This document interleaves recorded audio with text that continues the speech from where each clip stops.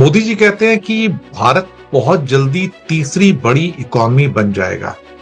मुझे तो समझ में नहीं आता कि कहने का मतलब क्या, चौथी बड़ी बना नहीं है और पांचवी बड़ी बन के हमने कौन सी तोप मार ली है। हमारी पर कैपिटा इनकम हम 150वें नंबर पे दुनिया में है और आप इंडिया को थर्ड बिगेस्ट इकॉनमी बनाने जा रहे हैं। इसका मतलब क्या है, सिवाय इसके कि शेख चिल्ली वाला गेम है और कुछ भी नहीं है यहाँ पर।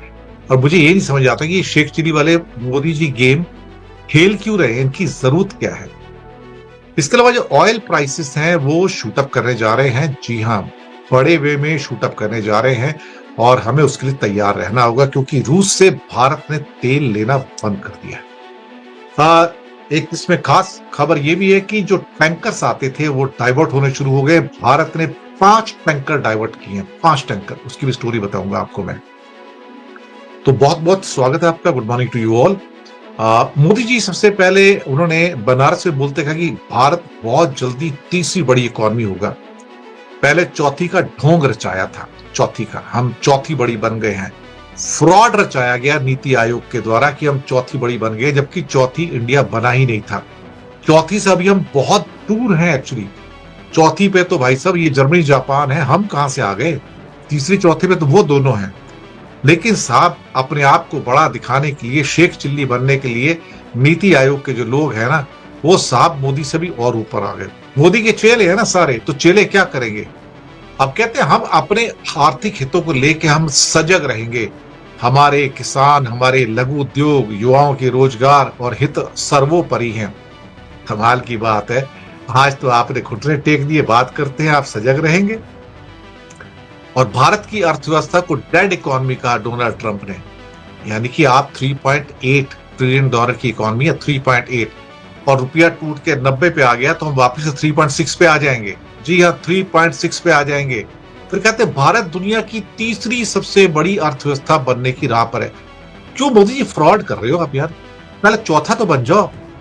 अब कल को आप एक काम करो ना, आज आपने तीसरा कहा, कल को एक मीटिंग और कर लेना, बोला हम तीसरी, हम दूसरी बड़ी इकॉनमी बनेंगे और हम 2050 तक, 2047 तक इसलिए बड़ी इकॉनमी बन जाएंगे। झूठ बोलने में क्या जाता है, शेख चिल्ली बनने हो। हिंदुस्तान में तो आजकल नेता सारे के सारे शेख चिल्ली बने हुए हैं। और फिर कहते हैं हर चीज को परखने के लिए सिर्फ एक ही तराजू इस्तेमाल होगा कि भारतीय पसीने से बनी चीजें खरीदिए।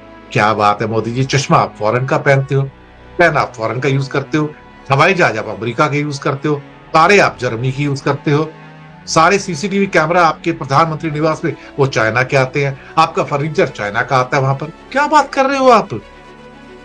आपके जो अंदर जो माइक यूज कर रहे हैं वो चाइना के हैं, जो टेलीप्रॉम्प्टर आप यूज करते हैं वो चाइना के हैं। मोदी जी खुद तो आप पूरे के पूरे चाइनीज हो, सारा तो चाइना का माल खरीदते हो।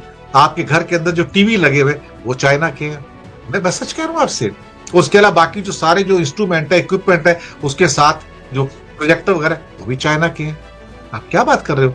आप जो लैपटॉप यूज करते हो, आप जो पैड टैब यूज करते हो, आप जो कंप्यूटर सिस्टम यूज करते हो वो चाइना के हैं। आपका अपना है क्या उसमें। तो कौन सी चीज है भारत की आप खरीदोगे, बताओ तो सही मुझे, कौन सी ऐसी चीज है। कोई कैमरा, कोई लैपटॉप, कोई टैब, कोई मोबाइल, कोई माइक, कोई छोटा वाला जो पोर्टेबल माइक होता है, कोई टेलीप्रॉम्प्टर, कोई माइक्रोवेव ओवन, कोई टीवी, कोई पंखा, कोई मिक्सर ग्राइंडर। कौन सी ऐसी चीज है इंडिया में बनी हुई सर, क्या बात कर रहे हो। लोगों को बहकाना बहुत आसान है, बहुत आसान है। भारतीय हाथों से बनी हुई चीजें हो, जी हाँ बिल्कुल यूज करो। माइक्रोसॉफ्ट यूज करते हो ना, विंडोज यूज करते हो, फेसबुक यूज करते हो, व्हाट्सएप यूज करते हो, सब भारत के बने हुए हैं ना। मोदी जी कभी अपने गिरे बांध के अंदर झांक कर देख लिया करो तो ज्यादा अच्छा होगा। तीसरी बड़ी इकॉनमी होने के बाद भी आप सबसे करीब मुल्क रहोगे और 2500-2600 पर कैपिटा इनकम के अंदर जब आपके 80 करोड़ लोग भूख से मरते हैं ना, भिखारी बना दिया आपने उनको, जिनके पास रोटी नहीं है, और 5 किलो अनाज देके जिनको जिंदा रखा जा रहा है।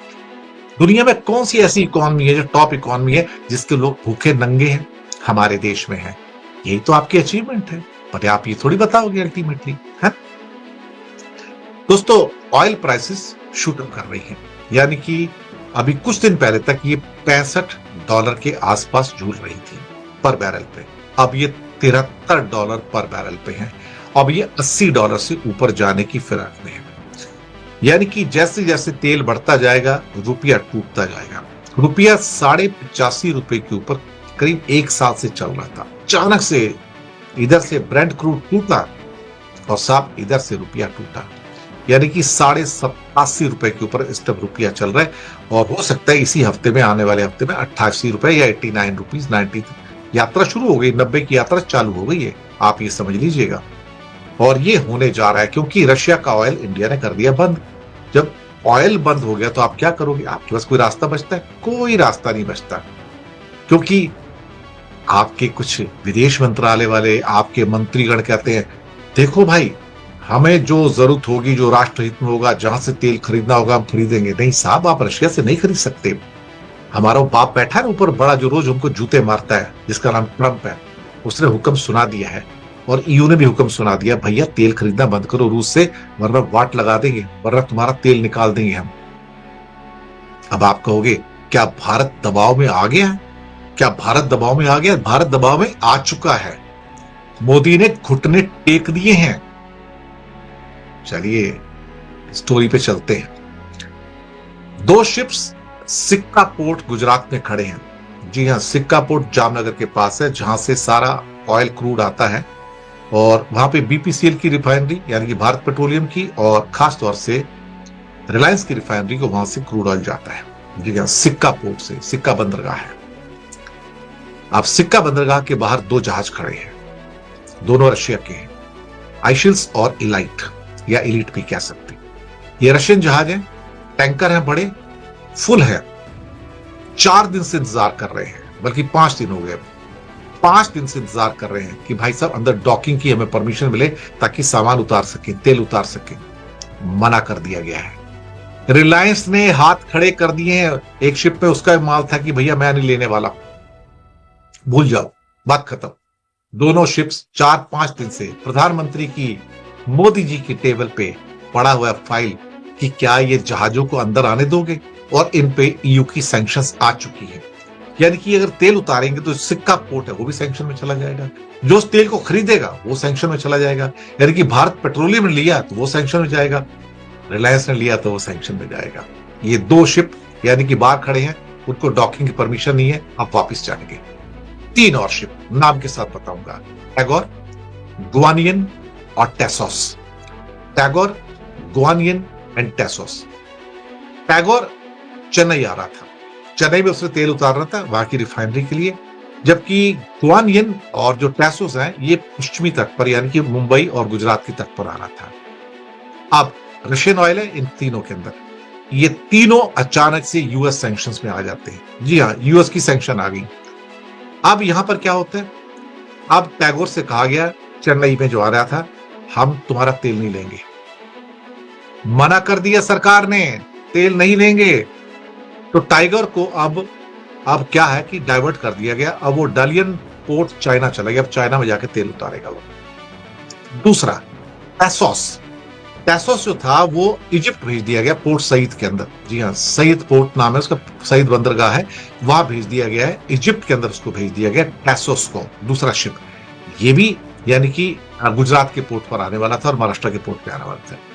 तीसरा गुनयन, गुनयन सिक्का पोर्ट पे आना था, सेम रिलायंस के लिए तेल लाता था। गुनयन पहले भी बहुत बार तेल लेके आया है, लेकिन अचानक से क्या हुआ साहब कि गुनयन को रिलायंस ने मना कर दिया।